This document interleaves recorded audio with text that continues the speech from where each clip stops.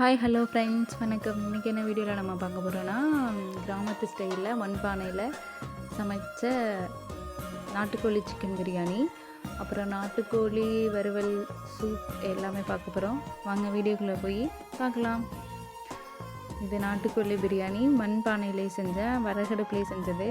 உடம்புக்கு ரொம்ப நல்லது. கிராமத்து ஸ்டைலில் நாங்கள் இருக்கிறது எல்லாமே கிராமம் தான், அதனால் வீக்லி ஒன்ஸ் இந்த மாதிரி செஞ்சு சாப்பிடுவோம். ரொம்ப நல்லாயிருக்கும். நீங்களும் செஞ்சு சாப்பிடுங்க. என்னதான் நம்ம தை வெள்ளி தை செவ்வாய் ரொம்ப பக்தி பழமாக இருந்தாலும் இந்த ஞாயிற்றுக்கிழமைன்னு வந்துட்டால் மட்டும் நமக்கு நான்வெஜ் ஞாபகம் வந்துடுதுங்க எல்லாருக்குமே. நீங்களும் இதே மாதிரி மண் சட்டியில் செஞ்சு சாப்பிட்டு பாருங்கள். டேஸ்ட் மட்டும் இல்லைங்க, மனசும் ரொம்பவே ஆரோக்கியமாக இருக்கும்.